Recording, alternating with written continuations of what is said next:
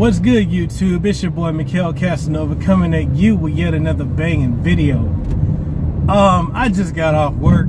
As y'all see, I'm rocking, I got my stunners on, I got my mint green tie. Y'all know how I do. So that's a question I'm often frequently asked, given that I'm coming up on being 1 year as being a YouTuber.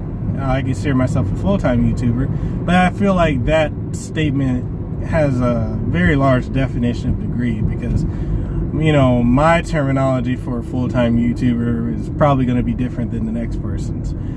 Some people may feel like that being a full-time YouTuber means that's all you're doing. For me, my definition of a full-time YouTuber, and this is my definition, it doesn't, politically correct or whatever. I just feel it's someone who does it, quite frequently when they want to. And that's kind of how I treat YouTube. It's a side, like I've said before, it's fun for me. And so long as it's fun, I'll continue to do it. The minute it is not fun, it's the minute I won't be doing it. So back to the question of the day that I'm constantly asked, and even more so frequently today, is what is required to become a YouTuber? What do you need? Is it do you need the perfect camera? Do you need a DSLR, an SLR? Do you need a video recorder? Can you just use a smartphone? Do you need to have a script? Do you need to have all these crazy video editing software? Like Final Cut Pro X and what else is there? Adobe Premiere Pro. Do you need to have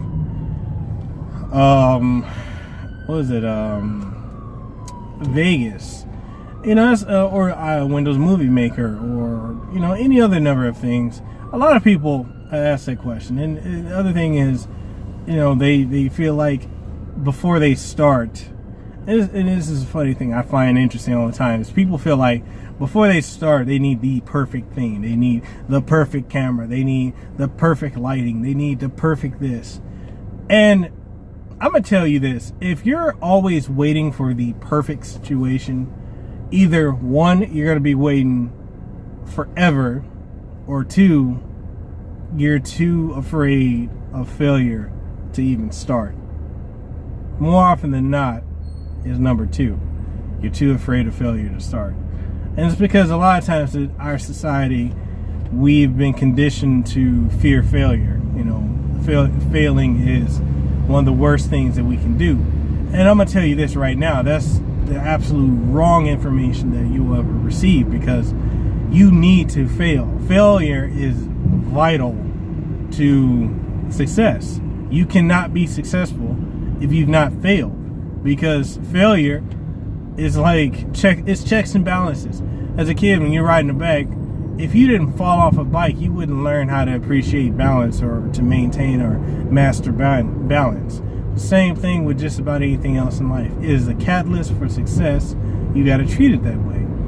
Now, there are people that are hypercritical or attention to detail savvy type people that feel that it has to be really, really perfect. Okay, that's cool.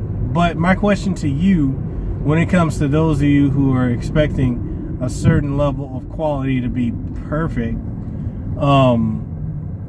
who is your audience? Do you even have an audience yet? And if the answer is no, then what you need to build an audience. You need to build a foundation. You have to start somewhere. So if you've got, if you've just got a smartphone, if you got an iPhone or an Android phone or a Windows phone, then you have everything right there that you need to start doing videos. I don't think, and this is my personal opinion as a YouTuber, for those of you who are looking to start, if you already have a higher end camera, then cool, you're set. You can start already. If you don't have one, then a smartphone is more than enough. A lot of these smartphones today can shoot 1080 60 frames per second, or 1080 at 30 frames per second. That's more than enough for what you'll need to be able to accomplish you know, your basic video shooting. Does it need to be 4K? No, because not everyone has 4K. I mean, that's more of a novelty feature to have on your phone or your camera or whatever. It's not a necessity to getting started. One of the other things when it comes to video editing software, some people feel like they need the most high-end thing to get started. I'm gonna tell you now, if you got iMovie, or if you got Windows Movie Maker, or hell, you're using a built-in one that comes with YouTube and the Creator Studio, then you're pretty much set. I mean, you can use that and it will get you by until there's that need to produce a higher level quality of content.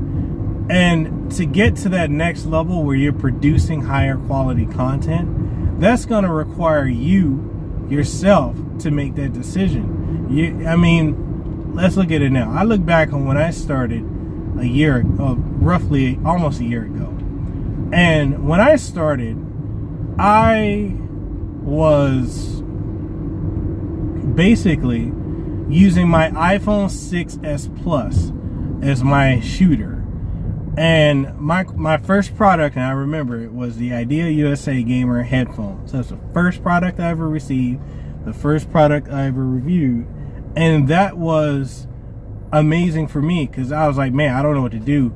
I was someone who watched Tyrone Magnus and, you know, Lamar Wilson, Your Average Consumer, and, you know, MKBHD, you know, the top known names when it comes to product reviews and unboxings and stuff.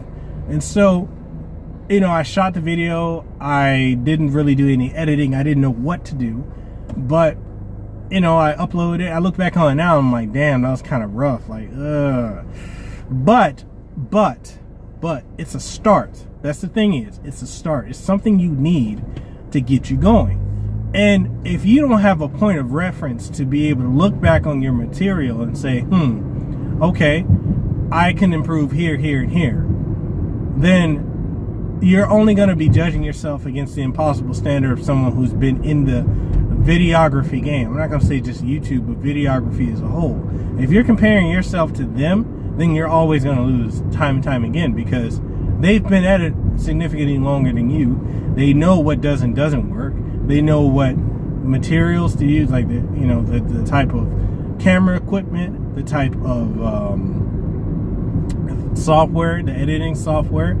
They know what works for them. But that's the thing. They know what works for them. If you're starting or are still new, you still have a ways to go to learn what will work for you. And if you're always hypercritical, which a lot of people have this, and I feel like that's another thing that society has normalized, this OCD or anxiety, all this stuff, excuses for people just being overcritical of themselves. If you don't allow yourself opportunity to grow, you'll stay in stagnation. So be welcome to failure, to ridicule, to, creative criticism, to criticism in and of itself, because everyone needs a point of reference, a start point. And if you don't ever allow yourself to get that, then you're robbing yourself of the opportunity of growth. Okay? So when it comes to content, a lot of people are like, oh, what do I need to do? Do I do viral stuff? Blah, blah, blah. Here's the problem with viral content. After a while, when it's not viral anymore, when it's not the hot thing to talk about, people get over it. And if that's what you're doing to get popular or to get views or to get subs, subscriptions, then what are you going to do when that's no longer relevant? You're kind of screwed.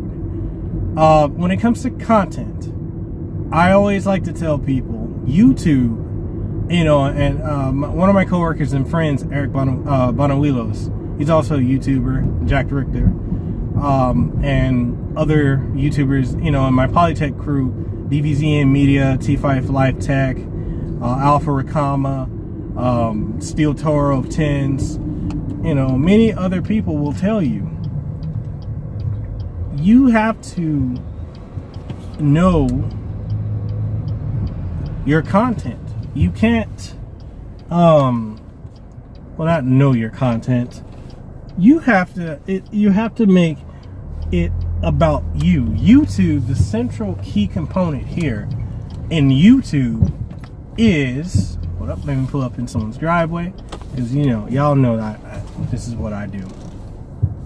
The key component in YouTube is you. Now, yes, I'm talking to you. YouTube is about you. So it comes down to what you want to talk about. This is a personal blog, this is a diary, this is whatever you want it to be. But YouTube is about you. Find out what you're passionate about. If you like, like one of my coworkers likes NASA, he likes spaceships. If that's something you're excited about, then talk about it. Vlog about it. Edit stuff about it. Talk, that. If you like video games, movies, comics, mangas, anime, whatever. If you like cars, if you like sneakers, if you're a sneakerhead, if you like ties, I could start one about ties because I'm very passionate when it comes to ties and the different ways of doing the tie. Anything. YouTube is about you and what you want to share with the world. It's an excellent tool also for networking. So find out what it is you want to talk about. Number 2, don't be hypercritical, because there's no need for that. 3, enjoy it. Enjoy the ride.